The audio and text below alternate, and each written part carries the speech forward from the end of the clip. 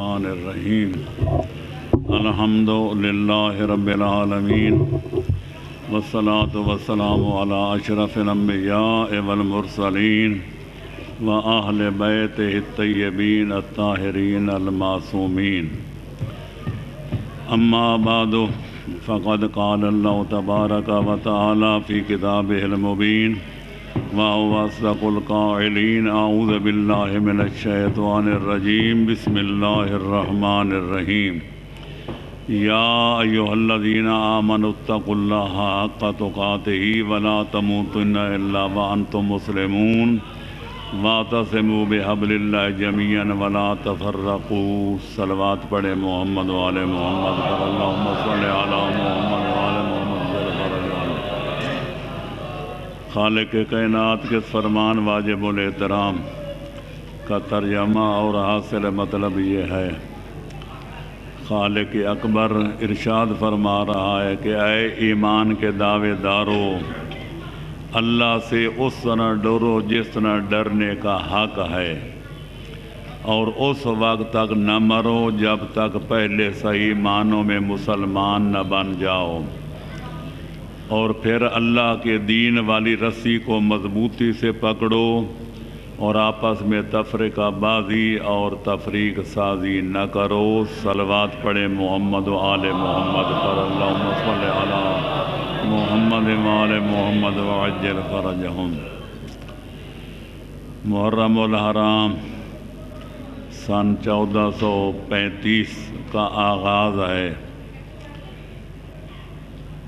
سید الشہداء کی قربانی اتنی عظیم تھی، اتنی عظیم ہے اور عظیم رہے گی کہ جب سے امام عالی مقام شہید ہوئے ہیں اس وقت سے لے کر آج تک امام عالی مقام زندہ ہیں اور صبح قیامت تک زندہ رہیں گے۔ قیامت آ جائے گی، ہر چیز فنا ہو جائے گی، لیکن نام حسین پھر بھی زندہ رہے گا۔ جوش ملی عبادی نے بڑے ہوش کے عالم میں کہا تھا، انقلاب تندخو جس وقت اٹھائے گا نظر، کروٹیں لے گی زمین ہوگا فلک زیر و زبر، اور وقت کا پیرانہ سالی سے اٹھے گا پھڑک سوٹھے گا سر، موت کے سیلاب میں ہر خشک و تر بہہ جائے گا، ہاں مگر نام حسین ابن علی رہ جائے گا۔ خالق اکبر کے بے شمار احسانات و انعامات میں سے ایک احسان عظیم یہ بھی ہے کہ اس نے ہمیں مسلمان بنایا، مسلمان بنانے کے بعد پھر اہل ایمان بنایا، یعنی حضرت علی اور اولاد علی کا غلام بنایا، ان کی خوشی میں خوش ہونے اور ان کے غم میں غمناک ہونے کی سعادت عطا فرمائی۔ میں سمجھتا ہوں ان سعادت بزور بازو نیست تا نق بخشد خدائے بخشندہ، یہ اللہ کی دین ہے، جس کو چاہے عطا کر دے، یہ اللہ کا فضل و کرم ہے، جس پر چاہے کرم کر دے، یہ بات وہ چیز نہیں جو بازار خریدی جا سکے یا طاقت و قوت کے بل بوتے پر اس پر قبضہ جمایا جا سکے۔ خالق کائنات یہ دولت چاہے تو جھونپڑیوں میں رہنے والوں کو عطا کر دے اور چاہے تو سپر طاقت والوں کو محروم کر دے، یہ اللہ کی دین ہے، جس کو چاہتے عطا کرتا ہے۔ اور اس کے انعامات و احسانات میں سے یہ بھی ہے کہ اس نے سال پھر ہمیں مہلت دی کہ سید الشہداء کا مصائب، ان کے غم، ان کے حالات، ان کے واقعات، ان کے مصائب، ان کے شدائد بیان کر کے بارگاہ رسالت میں اور بارگاہ امامت میں، بارگاہ سید النساء میں اپنی عقیدت کے پھول پیش کر سکیں اور اپنی ارادت کا گلدستہ پیش کر سکیں کہ ہم بھی ان لوگوں میں شامل ہیں جو آل محمد کی خوشی میں خوش ہوتے ہیں اور ان کے غم میں سوگوار نظر آتے ہیں، اشکبار نظر آتے ہیں۔ خداوند عالم آپ حضرات کو بھی توفیق خیر عطا فرمائے جو تشریف لاتے ہیں اور بانیان مجالس बानियान मबारगाह उनके तौफ़ीक़ात में मज़ीद इजाफ़ा ज़्यादता फरमाए। जब से ये इमाम बारगाह में आए हैं सफ़े मातम बिछाते हैं, दूसरे प्रोग्राम भी करते हैं। आले मोहम्मद की खुशी के दिन हों तो ये जश्न मनाते हैं, उनके गम के दिन हो तो मजालिस अदा पढ़ाते हैं। और अलावा बरी आपको मालूम है कि माह रमज़ान जो नुज़ूल कुरान का महीना है उसमें दर्स कुरान का भी एहतमाम फरमाते हैं। और ज़ाहिर है कि पैगम्बर इस्लाम अपने बाद दो अजीम चीज़ें छोड़ के गए थे, इन्नी तारिकुन फ़ीकुम सक़लैन किताब अल्लाह व इतरती अहल बैती मा इन तमस्सकतुम बिहिमा लन तज़िल्लू बादी व इन्नहुमा लन यफ्तरिका हत्ता यरदा अलैयल हौद। ये पैगम्बर अकरम की वो हदीस है जिसको तमाम इस्लामी मकातब फ़िक्र ने अपनी अपनी किताबों में सिर्फ दर्ज ही नहीं किया बल्कि इसके तवातुर की तस्रीह की है। और मुतवातिर हदीस उसको कहते हैं जिसके इनकार करने से आदमी दीन इस्लाम से खारिज हो जाता है और काफरों के ज़ुमरे में शामिल हो जाता है। तो पैगम्बर अकरम ने अपनी वफ़ात से पहले अपने सहाबा किराम को, तमाम मुसलमान आने आलम को और आने वाली नस्लें जो क़यामत तक पैदा होंगी सबको खिताब करके फरमाया था मैं दुनिया से जा रहा हूँ, क्योंकि जो ज़िंदा है वो मौत की तकलीफ़ सहेगा। जब अहमद मुरसल न रहे कौन रहेगा। मौत बरहक है, कुल्लु मन अलैहा फ़ान व यबका वजहो रब्बिका ज़ुल जलाल वल इकराम। लिहाजा मैं दुनिया से जाने वाला हूँ, मेरा मिशन मुकम्मल हो चुका है, मैंने दीन इस्लाम पहुँचा दिया है, उसकी बका का इंतज़ाम कर दिया है।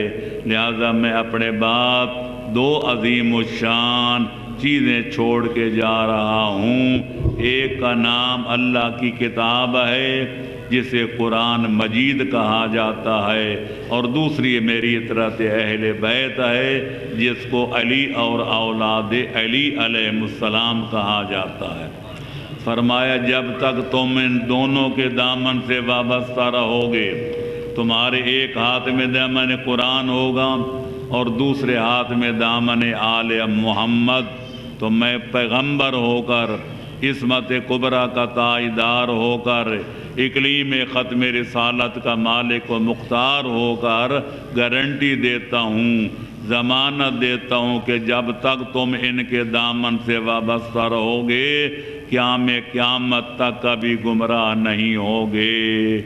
और कुरान और अहले बैत में वो गहरा ताल्लुक़ है, वो लाजिम व मलजूम वाला रिश्ता है, वो सबब और मुसब्बब वाला ताल्लुक़ है कि जब तक दोनों इकट्ठे बरोज़े क़यामत हौज़ कौसर पर मेरी बारगाह में हाजिर नहीं हो जाएंगे, कायनात की कोई ताकत न कुरान को आले मोहम्मद से अलग कर सकेगी और न कोई कुव्वत व ताकत अहले बैत रसालत को कुरान से जुदा कर सकेगी।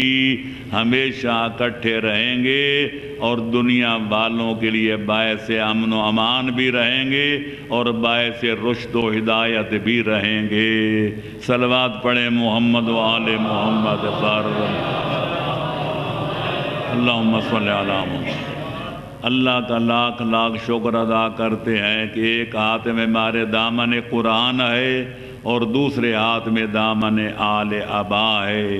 कुरान को पढ़ते हैं, जब समझने का वक्त आए तो आले मोहम्मद के दरवाज़े पे दस्तक देते हैं। जो कोई फरमा देते हैं हम उसको बल्ले बांध लेते हैं और हिर्दे जान बना लेते हैं। और इंशाअल्लाह बनी उमैया की तारीख गवाह है, बनी अब्बास की तारीख गवाह है, सारे 1400 साल की तास्तान खूंचका गवाह है कि बड़े बड़े जालिम, बड़े बड़े सितमगार, बड़े बड़े शाहबान दौरान, बड़े बड़े بادشاہ نے ظالم و جابر آئے اور حرف غلط کی طرح صفحہ ہستی سے مٹ گئے۔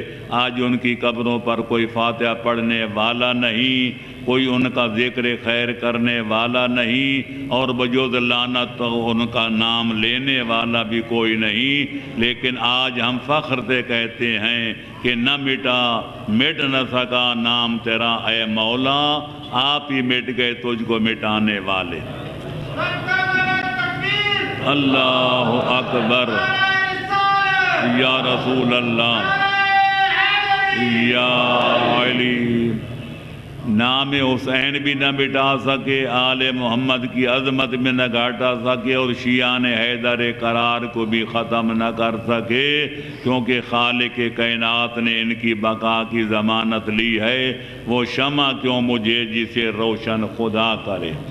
لہذا آئندہ بھی انشاءاللہ امید ہے اور بلکہ یقین کامل ہے کہ پھونکوں سے یہ چراغ بجھایا نہ جائے گا۔ تو لہذا ہم خالق کائنات کی حمد و ثنا کرتے ہیں، اس کی بارگاہ میں نذرانہ شکریہ ادا کرتے ہیں اور پیش کرتے ہیں کہ اس نے ہمیں ایک بار پھر مل جل کر ذکر حسین، ذکر اہل بیت، ذکر قرآن اور ذکر آل کرنے کی سعادت عطا فرمائی ہے۔ اس کا جتنا شکریہ ادا کیا جائے اتنا کم ہے۔ انشاءاللہ جس قدر وقت کے دامن میں گنجائش ہوگی، انشاءاللہ اللہ کا قرآن بھی پڑھا جائے گا، 14 کا فرمان بھی پڑھا جائے گا، اور حالات حاضرہ کے مطابق، ضرورت کے مطابق گفتگو بھی کی جائے گی۔ انشاءاللہ آپ شرکت فرمائیں گے اور جوش و خروش کے ساتھ حاضر ہوں گے تو انشاءاللہ کچھ نہ کچھ لے کر جائیں گے، خالی جیب و دامہ نہیں جائیں گے۔ مجھے افسوس ہے کہ آج پہلے دن وقت کی پابندی نہ ہو سکی، انشاءاللہ آئندہ وقت کی پوری پابندی کی جائے گی۔ میں تو گھر میں تھا لیکن کوئی سواری کے بھیجنے میں ذرا تاخیر ہو گئی اور میری موٹر خراب تھی، اس لیے ہوئی تاخیر، تو کوئی باعث تاخیر بھی تھا۔ اس لیے امید ہے کہ آپ درگزر فرمائیں گے اور انشاءاللہ آئندہ انشاءاللہ ایسی کوتاہی نہیں ہوگی۔ صلوات پڑھیں محمد و آل محمد، اللہم صلی علی محمد۔ تو میرے دوستو، عزیزوں اور بزرگوں، ایک مسئلہ جو اس میں اختلاف ہے وہ یہ ہے کہ اسلام اور ایمان دو حقیقتیں ہیں، یہ ایک حقیقت کا نام ہے۔ کچھ لوگ کہتے ہیں اسلام اور ایمان دونوں مترادف لفظ ہیں، یعنی دونوں کا مفہوم ایک ہے، لفظ دو ہیں مطلب ایک ہے، لفظ دو ہیں معنی ایک ہے، لیکن یہ نظریہ صحیح نہیں۔ قرآن گواہ ہے کہ اسلام اور ہے اور ایمان اور ہے۔ چنانچہ قرآن مجید میں یہ واقعہ مذکور ہے کہ کچھ بدو، کچھ اعرابی بارگاہ رسالت میں حاضر ہوئے اور عرض کیا، یا رسول اللہ آمنا، ہم ایمان لے آئے ہیں، ہم مومن ہیں۔ تو خالق کائنات فرماتا ہے، میرا حبیب ان ایمان کے دعوے داروں سے کہہ دو کہ اسلمنا، ہم اسلام لے آئے ہیں۔ بل قولوا اسلمنا ولما يدخل الایمان فی قلوبکم، تم نے ایمان کا دعویٰ کیا، ابھی تک ایمان تو تمہارے دلوں میں داخل ہی نہیں ہوا۔ اس آیت نے واضح کر دیا اسلام اور ہے، ایمان اور ہے۔ یا یوں سمجھ لو اسلام نام ہے میٹرک پاس کرنے کا اور ایمان نام ہے ایم اے پاس کرنے کا۔ ایک آدمی جس نے ابھی امتحان میٹرک کا دیا ہو کہ لوگوں میں بیٹھ کے بڑے ہانکے کہ میں ایم اے پاس ہوں، تو جو مخبر ہے اس کا یار غار ہے، وہ کہہ سکتا ہے کہ میاں اتنی نہ بڑا پاکی دامہ کی حکایت، تو نے ابھی تک ایف اے کا امتحان نہیں دیا تو ایم اے کا کیسے دعویٰ کر رہا ہے؟ تو خالق کائنات نے ان کے دعوے کی تردید کی اور فرمایا کہ تم یہ کہو ہم اسلام لے آئے ہیں۔ لہذا اب یہی وجہ ہے کہ ہمارے علماء اعلام نے اور معصومین کے فرمان سے ثابت ہوتا ہے کہ اسلام نام ہے 3 عقیدوں کا، جو اللہ کو واحد لا شریک مان لے، جو پیغمبر اکرم کو خاتم الانبیاء بھی مان لے اور قیامت کو برحق مان لے، اس کو کہتے ہیں مسلمان۔ یعنی جو کہے لا الہ الا اللہ محمد الرسول اللہ، وہ عالم اسلام میں داخل ہو جاتا ہے، اسلامی برادری کا رکن بن جاتا ہے، اس کو کافر کہنے والا خود کافر کہلاتا ہے۔ لہذا لیکن اب ایمان کیا ہے؟ ایمان ہے 2 اور عقیدوں کے ساتھ شامل کرنے کا، جو اللہ کو اللہ بھی مانے اور اللہ کو عادل بھی مانے، اور پیغمبر اکرم کے بعد حیدر قرار سے لے کر مہدی دوران تک پیغمبر کا قائم مقام مانے اور اپنا ہادی و امام مانے، اس کو صاحب ایمان کہتے ہیں۔ یا دوسرے لفظوں میں یوں کہہ دوں، جو لا الہ الا اللہ محمد الرسول اللہ پڑھتا ہے وہ مسلمان ہے، جو 7 علی ولی اللہ پڑھتا ہے وہ صاحب ایمان ہے۔ یہ ہے عمومی معنی اسلام اور ایمان کا۔ لیکن آپ حیران ہوں گے کہ خالق کائنات اس آیہ مبارکہ میں، جس کو میں نے اپنے بیان کا عنوان قرار دیا ہے، خطاب اہل ایمان کو فرماتا ہے، اے ایمان والو اس وقت تک نہ مرو جب تک پہلے مسلمان نہ بن جاؤ۔ اس سے معلوم ہوتا ہے کہ معاملہ الٹ ہے، اسلام کا درجہ بلند ہے تو ایمان کا درجہ اس سے پست ہے۔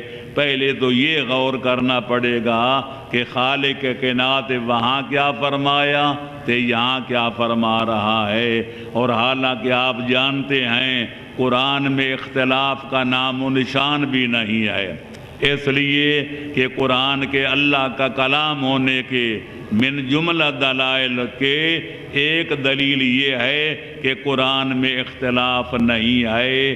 الحمد کی الف سے لے کر والناس کی سین تک جو قرآن پہلی کلام میں کہتے ہیں وہی آخری بیان میں کہتا ہے، نہ اس کی صورتوں میں اختلاف، نہ اس کی آیتوں میں اختلاف، نہ اس کے رکوعوں میں اختلاف، نہ اس کی مدشد میں اختلاف۔ لو کان من عند غیر اللہ لوجدوا فی اختلافا کثیرا۔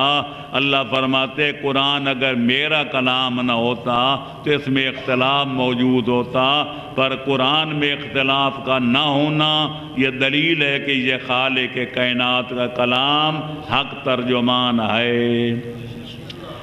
اس لیے مفسرین اسلام نے یہ حقیقت بیان کی ہے، اور میں نے بھی اپنی تفسیر میں اس پر مفصل تبصرہ کیا ہے کہ اسلام کے بھی 2 معنی ہیں اور ایمان کے بھی 2 معنی ہیں۔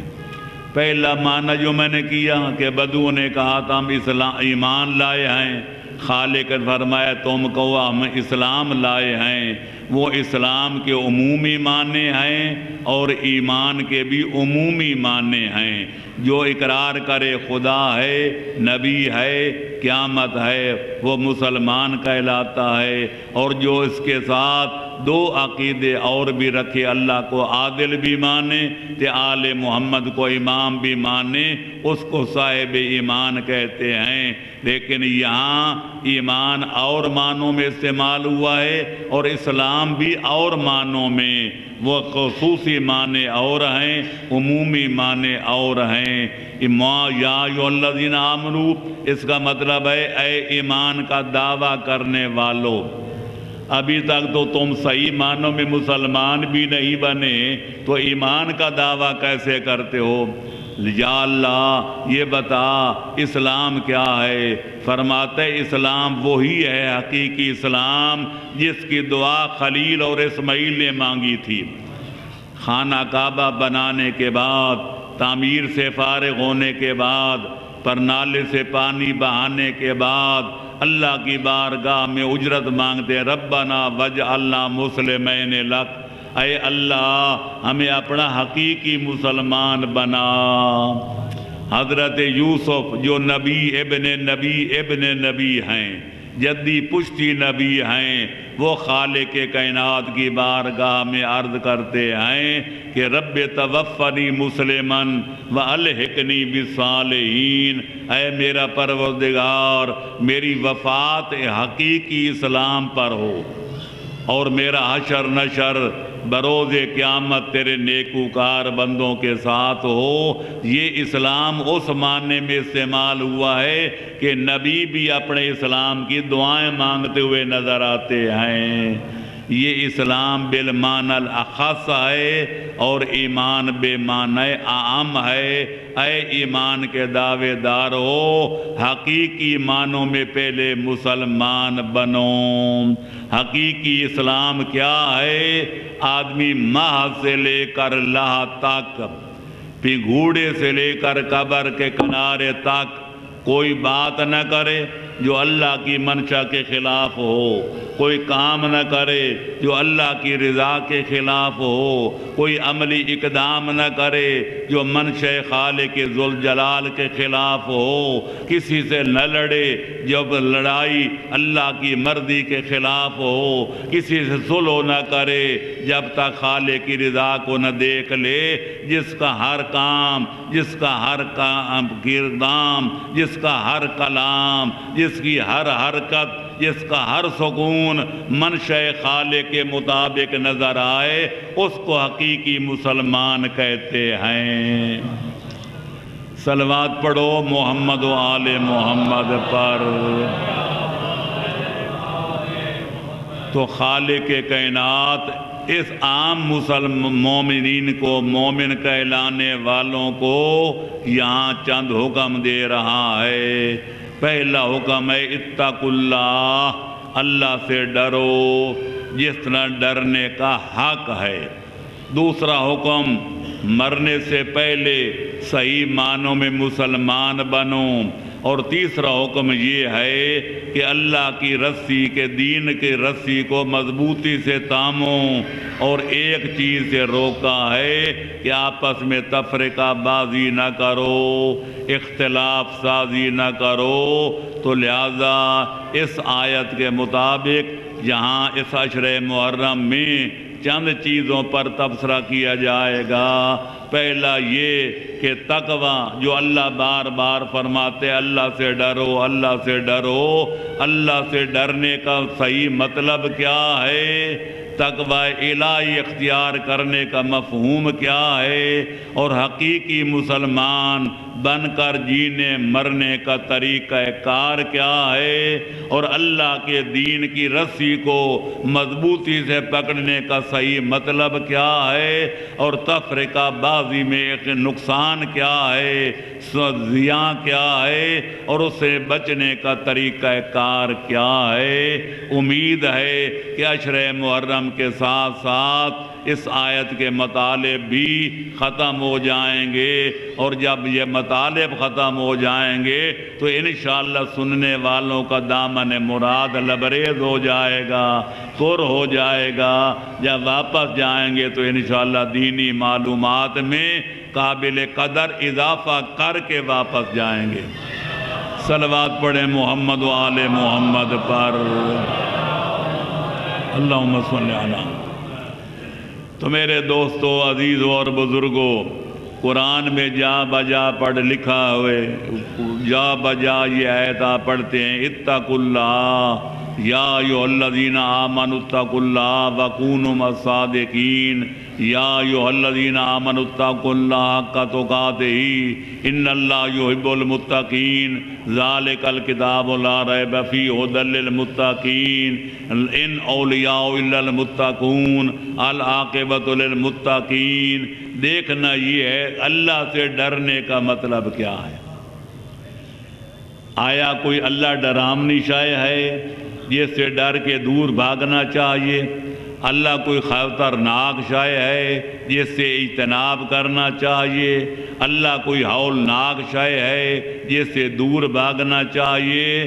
اسلام یہ کہتا ہے، ہمارا ایمان یہ کہتا ہے، اللہ کا قرآن کہتے خالق اکبر ہمارا خالق بھی ہے، ہمارا مالک بھی ہے، ہمارا پالک بھی ہے، ہمارا محسن اعظم بھی ہے، اور اتنا بڑا محسن اعظم ہے کہ خود فرماتا ہے وَإِن تَعُدُّوا نِعْمَةَ اللَّهِ لَا تُحْصُوهَا، اگر تم سب کے سب مل کر میری نعمتوں کو شمار کرنے بیٹھ جاؤ تمہاری زندگیوں کے چراغ بجھ جائیں گے، پر میری نعمتوں کو شمار نہیں کر سکو گے۔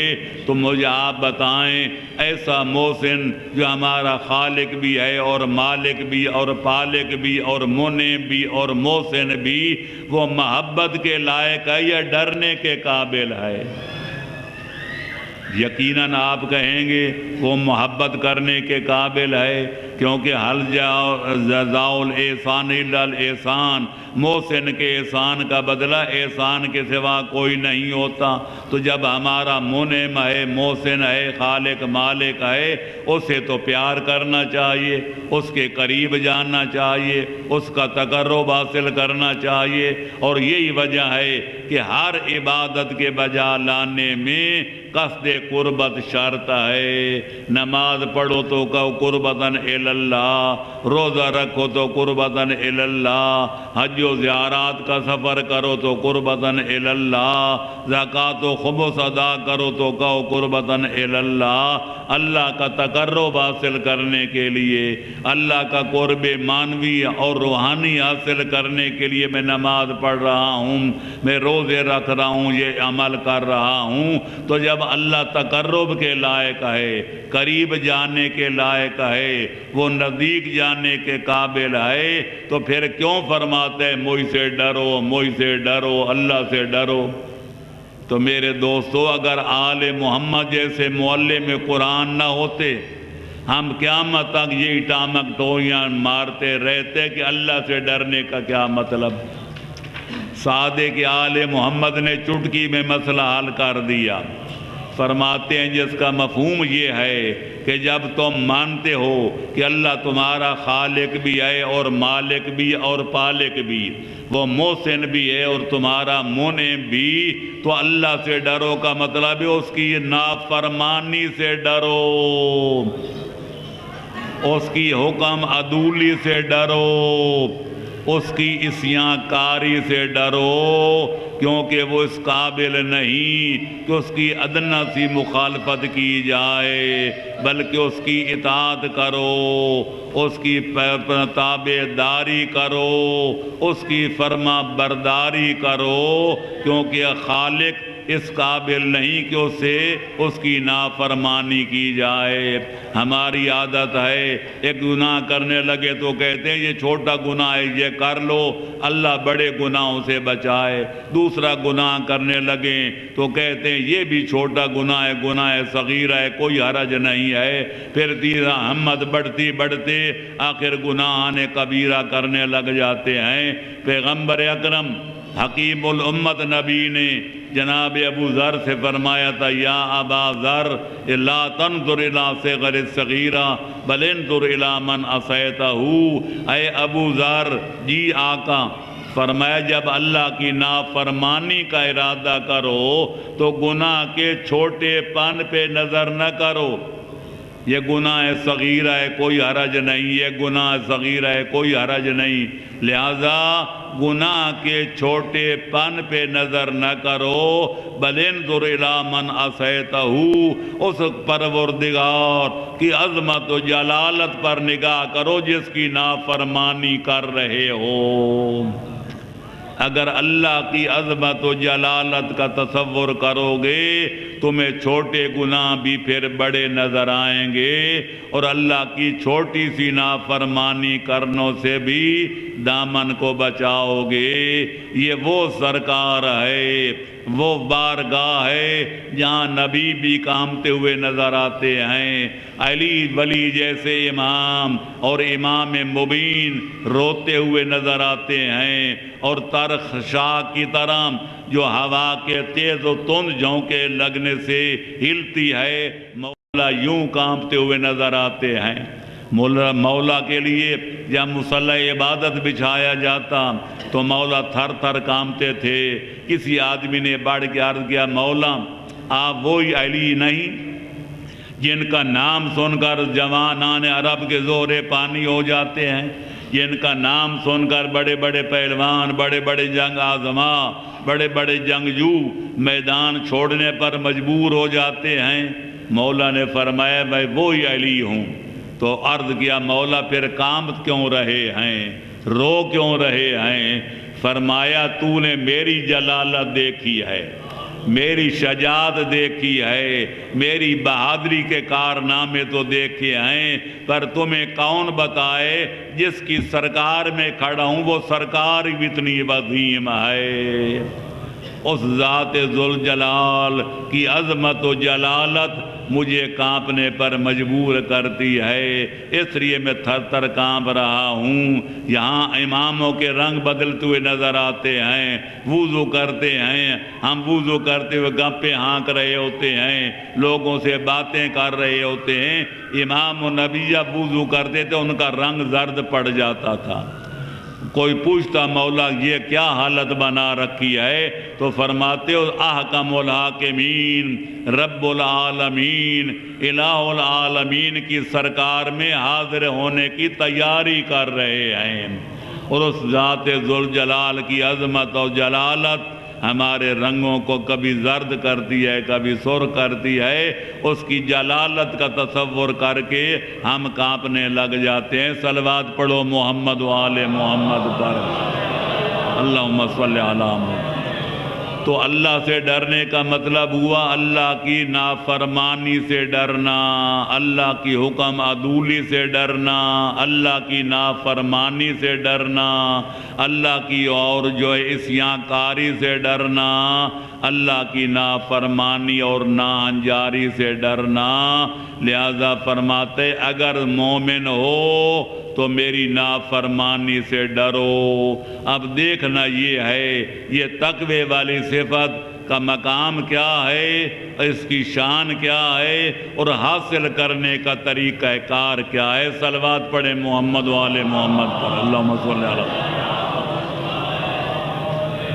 جہاں تک تقوی کی اہمیت کا تعلق ہے، تقوی کی جلالت کا تعلق ہے، تقوی کی بلندی مقام کا تعلق ہے، تو میں کہہ سکتا ہوں اسلام کے پورے عبادات، پورے الف سے لے کر یہ تک، نماز ہو یا روزہ ہو یا حج ہو یا جہاد ہو یا زکوٰۃ ہو یا خمس، جتنے اوامر و نواہی ہیں، پورے دین اسلام کے فروع دین جتنے ہیں، سب کی بجا آوری کا مقصد سوائے تقوی کے کوئی اور نہیں ہے۔ خالق دو چار آیتیں پڑھ کے سنا دوں تاکہ اطمینان قلب ہو جائے۔ خالق فرماتے کتب علیکم الصیام کما کتب علی الذین من قبلکم لعلکم تتقون۔ روزہ ماہ رمضان کا تم پر اسی طرح واجب قرار دیا گیا جس طرح پہلی امتوں پر واجب تھا، تاکہ روزہ رکھ کے تم متقی اور پرہیزگار بن جاؤ۔ نماز کے بارے میں یہی ہے کہ نماز پڑھو تاکہ متقی بن جاؤ۔ حج بیت اللہ کے بارے میں یہی ہے کہ فرمایا کہ جو ہے حج بیت اللہ اس لیے واجب قرار دیا گیا تاکہ تمہارے اندر تقوی کا جوہر پیدا ہو جائے۔ ایک آیت میں ساری عبادات کا خلاصہ عرض کیا گیا کہ یا ایھا الناس اعبدوا ربکم الذی خلقکم والذین من قبلکم لعلکم تتقون۔ اے اللہ کے بندو، اے اولاد آدم جن کا باپ آدم ہے اور ماں جن کی حوا ہے، سارے مل کر اس پروردگار کی عبادت کرو جس نے تمہیں پیدا کیا ہے، اور صرف تمہیں پیدا نہیں کیا، تمہارے آدم تک آباء و اجداد کو بھی اسی نے پیدا کیا ہے۔ کہ یا اللہ عبادت کریں گے تو نتیجہ کیا نکلے گا، ہمارے اوپر کون سا سرخاب کا پر لگ جائے گا؟ فرماتے جب عبادت کرو گے، میری اطاعت کرو گے، فرما برداری کرو گے تو متقی بن جاؤ گے، پرہیزگار بن جاؤ گے۔ یا اللہ پرہیزگار بن گئے تو انعام کیا ملے گا؟ فرماتے جنت میں داخل ہونے کے حقدار بن جاؤ گے، کیونکہ الجنت للمتقین، جنت متقیوں کے لیے بنائی گئی ہے، والعاقبۃ للمتقین، جنت جو ہے آخری گھر وہ اہل تقوی کے لیے سجایا گیا ہے اور بنایا گیا ہے۔ ازلفت الجنت للمتقین، جنت قریب لائی گئی ہے تو متقیوں کے لیے لائی گئی ہے۔ الغرض پورا قرآن چھلک رہا ہے، قرآن اگر باعث ہدایت ہے تو ہدی للمتقین، یہ عالمین کے رب کا کلام ہے، رحمت اللہ العالمین پر نازل ہوا ہے، پورے عالمین کی ہدایت کے لیے آیا ہے، لیکن اللہ نے نتیجہ بتا دیا کہ ہدی للمتقین، اس قرآن سے ہدایت وہی حاصل کریں گے جن کے ہاتھوں میں تقوی کا دامن ہے۔ ہر بندہ کہتے ہے مجھے اللہ سے بڑا پیار ہے، میں سب سے بڑھ کر اللہ کو مانتا ہوں۔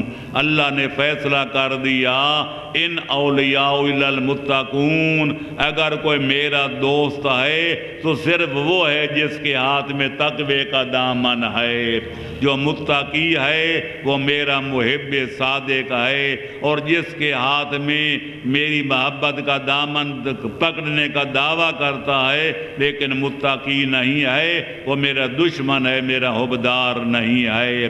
پھر ہر بندہ کہتے اللہ کی مجھ پر بڑی نظر عنایت ہے، اللہ نے مجھے اولاد بھی دی ہے، جائیداد بھی دیا ہے، جاہ و جلال بھی دیا ہے، مال و منال بھی دیا ہے، مجھے عزت بھی دی ہے، اللہ میرے پر بڑا مہربان ہے، مجھ پر بڑا شفیق ہے، بڑا محسن اعظم ہے، میرے ساتھ بڑی محبت کرتا ہے۔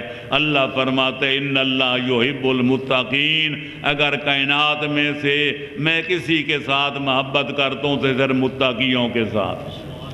اب آگے بڑھ کے کہو ساری کائنات سے بڑھ کر ہم دعویٰ کرتے ہیں ہم حیدر قرار کے محبدار ہیں، ہم حیدر قرار کے پیروکار ہیں، مولا علی ہمارے امام ہیں، اور منم غلام علی، میں علی ولی کا غلام ہوں تو مولا علی میرے امام ہیں۔ لیکن اپنی اذان پہ غور کر دو، اپنی اقامت پہ نظر کر لو، آپ خود گواہی دیتے ہیں، وضو کر کے کہتے ہیں، روبہ قبلہ ہو کر کہتے ہیں، اللہ کے گھر میں کھڑے ہو کر کہتے ہیں، لاؤڈ سپیکروں پہ کہتے ہیں، لوگوں کو سنا کے کہتے ہیں، چھپ کے بھی نہیں کہتے، اشہد ان علی امیر المومنین و امام المتقین، میں گواہی دیتا ہوں کہ مولا علی امام ہیں پر متقیوں کے امام ہیں، فاسقوں فاجروں کے امام نہیں۔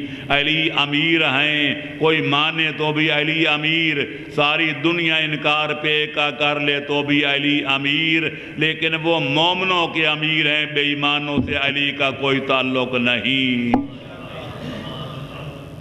کہتے ہیں کہ نہیں؟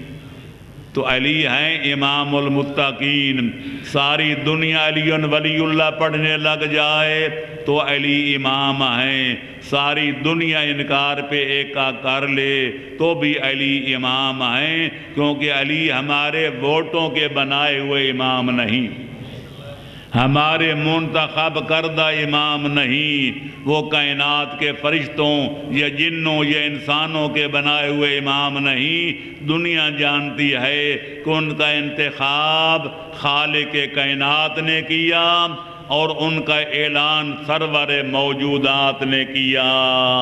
اللہ ان کا انتخاب کرنے والا ہے۔ نبی میدان خم میں 1,00,000 سے زائد مجمع عام میں حیدر کرار کا بازو پکڑ کے دنیا کو دکھا کے اعلان کرتے ہیں من کون تو مولا ہو فہذا علی مولا، جو مجھے اپنا آقا و مولا مانتا ہے اس پر واجب ہے کہ حیدر کرار کو بھی اپنا سردار مانے۔ یا علی، اللہ اکبر، یا رسول اللہ، یا علی، اللہم صلی علی محمد وآل محمد وعجل فرج۔ ماشاءاللہ ماشاءاللہ ماشاءاللہ۔ تو میرے دوستو، میرے عزیزو، تو پتہ چلا کہ مولا علی اگر امام ہیں تو وہ بھی متقیوں کے ہیں، اور اللہ کا فرمان ہے کہ یوم ندعو کل اناس بامامہم، کہ قیامت والے دن ہم ہر گروہ کو، ہر جماعت کو، ہر قوم و قبیلہ کو اور ہر فرد و شخص کو اس کے امام کے نام کے ساتھ بلائیں گے۔ جہاں جس قوم کا امام جائے گا اس کے غلام بھی اس کے ساتھ جائیں گے۔ اور قرآن گواہ وقت کے دامن میں مزید کچھ کہنے کی گنجائش نہیں کہ امام کہتے ہیں پیشوا کو، آگے چلنے والے کو، جس کے لوگ پیچھے چلیں اس کو امام کہتے ہیں، یہ لغوی معنی میں۔ لہذا جو جنت کی طرف لے جائے گا وہ امام و اہل جنت کہلائے گا، جو جہنم کی طرف لوگوں کو لے جائے گا وہ امام و اہل النار کہلائے گا، جہنمیوں کا امام۔ تو اس لیے خالق فرماتے ہیں امام دو قسم کے ہوتے ہیں، وَجَعَلْنَهُمْ أَئِمَّةً يَدْعُونَ إِلَى النَّارِ، کچھ وہ امام ہیں جو لوگوں کو جہنم کی طرف لے جا رہے ہیں، اور کچھ ایسے امام بھی ہم نے بنائے ہیں، وَجَعَلْنَهُمْ أَئِمَّةً يَهْدُونَ بِأَمْرِنَا، ہمارے حکم کے مطابق لوگوں کو سیدھے راستے پہ چلا کر سیدھا جنت الفردوس کی طرف لے جا رہے ہیں۔ اور ظاہر ہے کہ ہمیں نہ جہنم میں جانا ہے نہ جہنمی اماموں کے معلوم کرنے کی کوئی ضرورت ہے، ہم نے جانا ہے جنت میں۔ ہمیں ضرورت ہے جنتیوں کے اماموں کے پہچاننے کی، اور وہ پیغمبر اکرم نے جنوا دیا، دنیا کو بتا دیا، خواب غفلت میں سونے والوں کو جگا دیا کہ پہلے جب جنت میں لوگ جانا چاہیں گے تو پل صراط سے گزرنا پڑے گا، تو نیچے ہوگی جہنم، اوپر ہوگی پل صراط، اور اللہ فرماتے ہر بندے نے پل صراط سے گزر کر جنت میں جانا ہے۔ تو پیغمبر اکرم سے پوچھا گیا یا رسول اللہ، وہ پل صراط جو بال سے زیادہ باریک ہوگی، تلوار سے زیادہ تیز ہوگی، اس سے آدمی کیسے گزریں گے؟ فرمایا لا یجوز احد الصراط الا من كتب له علی الجواز، وہ پل صراط سے وہی گزرے گا، جنت کے دروازے تک وہی پہنچے گا جس کے دائیں ہاتھ میں حیدر کرار کی ولایت والا ٹکٹ ہوگا۔ اللہ اکبر، یا رسول اللہ، یا علی، زندہ باد، زندہ باد، مردہ آباد، مردہ آباد۔ اللہم صلی علی محمد وآل محمد۔ اللہ اللہ کر کے جنت کے دروازے پر تو پہنچ گئے، لیکن ابھی داخلے کی منزل باقی ہے۔ پیغمبر اکرم نے پھر فرمایا کہ جنت کے دروازے پر پہنچنے کے بعد دو کام اور کیے جائیں گے۔ پہلا یہ کہ جنت میں جانے والے جو بزرگ ہوں گے، بوڑھے ہوں گے، ان کو پہلے جوان بنایا جائے گا، اور پھر تمام جوانوں کو جو پہلے جوان ہوں گے یا بعد میں بنیں گے ان کو حسن حسین علیہ السلام کا غلام بنایا جائے گا، اور غلام بنانے کے بعد جنت الفردوس میں داخل فرمایا جائے گا۔ تو لہذا یہ ہیں جنت والوں کے امام کہ جن کی غلامی کے بغیر کوئی جنت الفردوس میں قدم نہیں رکھ سکتا۔ لہذا پتہ چلا کہ تقوی وہ چیز ہے، اگر قرآن سے فیض پانے والے ہیں تو متقی، اگر اللہ کے محبوب ہیں تو متقی، اللہ کے محب ہیں تو متقی، حیدر قرار کے حقیقی تابعدار اور فرما بردار اور ان کے نام لیوے ہیں تو متقی، اور جنت بھی ہے تو متقیوں کے لیے۔ اب دیکھنا یہ ہے آخری جملہ کہ تفسیر میں جائیں تو پورا وقت اور صرف ہو جائے گا، لیکن وقت کے دامن میں مزید کچھ کہنے کی گنجائش نہیں۔ تقوی کا تعلق اللہ کے دل و دماغ کے ساتھ ہے۔ جب اللہ کی عظمت، اللہ کی جلالت، اللہ کی قوت، اللہ کی طاقت، اللہ کی قدرت، اللہ کی تمکنت، اللہ کی حکومت، اللہ کی سلطنت کہ ہمارے قبض، جس کے قبضہ قدرت میں ہمارا نفع بھی ہے، نقصان بھی ہے، سود بھی ہے، زیاں بھی ہے، موت بھی ہے، حیات بھی ہے، جب یہ آدمی کو یقین ہو جائے کہ سب کچھ میرے خالق کے قبضہ قدرت میں ہے، تو لہذا آدمی امید رکھے گا تو اسی ذات ذوالجلال سے خوش کرنے کی کوشش کرے گا تو رب العالمین کو، اور ناراضگی سے بچے گا تو رب العالمین کی ناراضی سے۔ اسی کا نام تقوی ہے۔ لیکن اب میں بھی کہتا ہوں میں متقی ہوں، آپ بھی کہتے ہیں آپ متقی ہیں، دل و دماغ تو ہم نے چیر کے دیکھا نہیں کہ کس کے دل میں اللہ کی عظمت کا نقشہ ہے اور کس کے نہیں ہے۔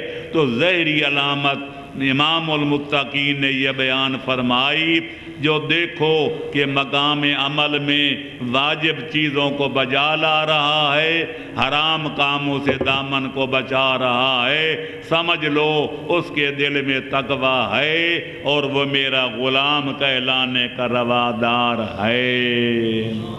صلوات پڑھو محمد و آل محمد پر۔ تو لہذا تقوی کی علامت دو چیزیں ہیں، واجب کاموں کا بجا لانا اور حرام کاموں سے دامن کا بچانا۔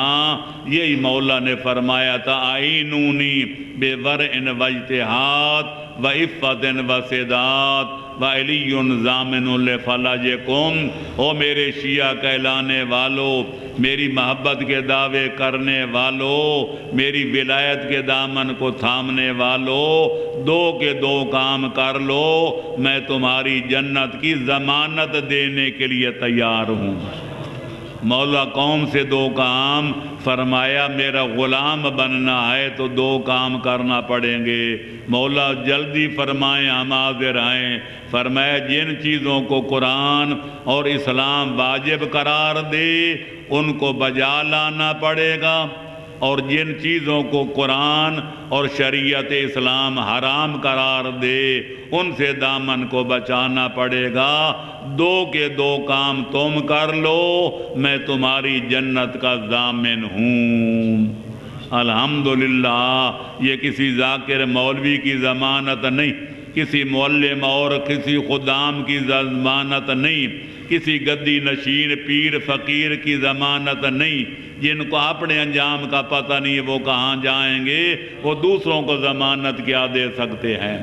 لہذا یہ قسیم الجنت والنار حیدر قرار کی ضمانت ہے کہ دو کے دو کام تم کر لو، میں تمہاری جنت کی ضمانت دیتا ہوں کہ جہاں آپ جاؤں گا تمہیں ساتھ لے کر جاؤں گا۔